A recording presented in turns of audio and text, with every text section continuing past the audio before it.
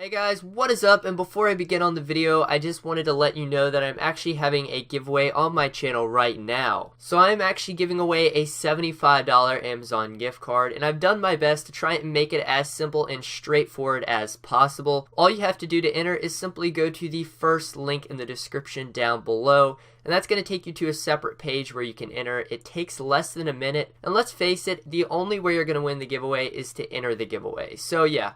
Definitely be sure to enter, and good luck to everyone entering the giveaway. And with that being said, let's get straight into the video. So today, I thought I'd bring you guys a bit of a different video, and today I'm going to be showing you all the parts I recommend for a $375 console killer gaming PC build. Now with this build, you'll be able to run pretty much any new game at 60 FPS 1080p at high settings, and it's going to outperform any console out there right now. And I'll also be sure to leave a link in the description to all the parts I'm going to be using in this build, as well as the cheapest prices. So with all of that being said, let's get straight into the build.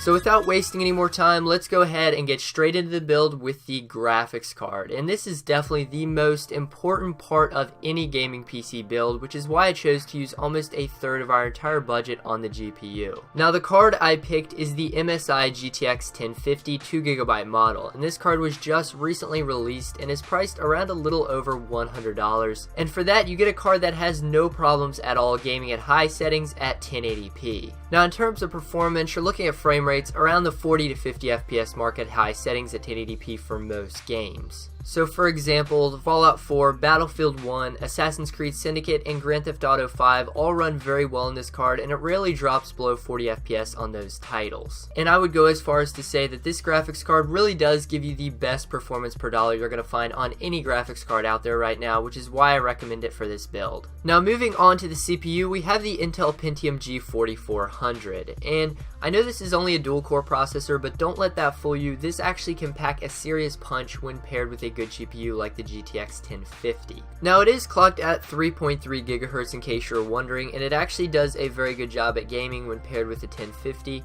which is why I recommend it for this build. And I really recommend it at this price point mainly because there's really not that many good CPU options at this price, which is why I'm going to recommend this, because it does a great job of keeping up with the 1050 at gaming. For storage, I've chosen to go with a 1TB Western Digital Blue drive, and honestly, in a build like this, I think you're better off going with a normal hard drive to store games on rather than an SSD, because games are getting bigger and bigger, and getting an SSD to hold a few games on would cost way more than this hard drive. Plus, at 7200 RPM, it's actually pretty fast, and 1TB of space is plenty to store all of your movies, games, and pretty much anything you've got on your computer. And I've been using Western Digital drives the past few years and haven't had an issue with any of them. So overall, I feel like they're very reliable, and in a budget build like this is a very good option. Now for RAM, I chose to go with 8GB of CORSAIR VENGEANCE memory, just because at this moment, 8GB is about the sweet spot for gaming, and I don't recommend any more or any less. Now I chose to go with a single stick of memory because our motherboard actually supports 2 sticks of RAM, meaning in the future, if you would ever like to upgrade to 16GB,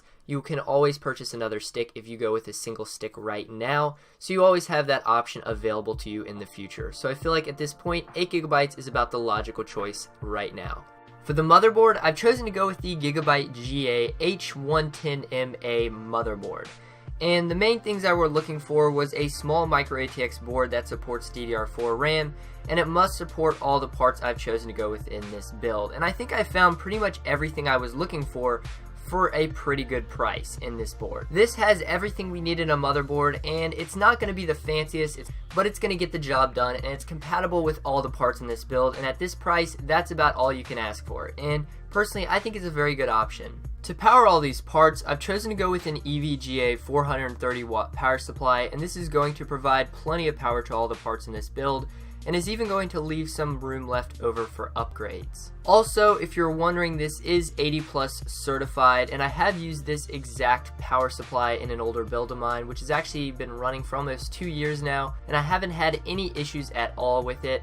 And overall, I just feel like EVGA power supplies are a very good value for what you're getting, and I just feel like it's a good option in a budget build like this. The case we have is the Fractal Design Core 1000 for $25. Personally, I think this case has a very unique look, and even though it doesn't look like a gaming PC, it still has a very clean design that I'm a fan of. And really, it is up to you whether or not you want to go with this case or another micro ATX case, but the main thing is that it is micro ATX. But I don't think you will be able to find a better micro ATX case for the price. So anyway guys, that about wraps up this video. Hopefully you found the build interesting and maybe you'll consider building it. This is a very good build to make the jump from console to PC, and it's going to really perform better than any console out there right now, which is why I'm recommending it to you guys. And at $375, I highly recommend it if you're making that jump. Anyway guys, thanks for watching, and I'll see you in my next video.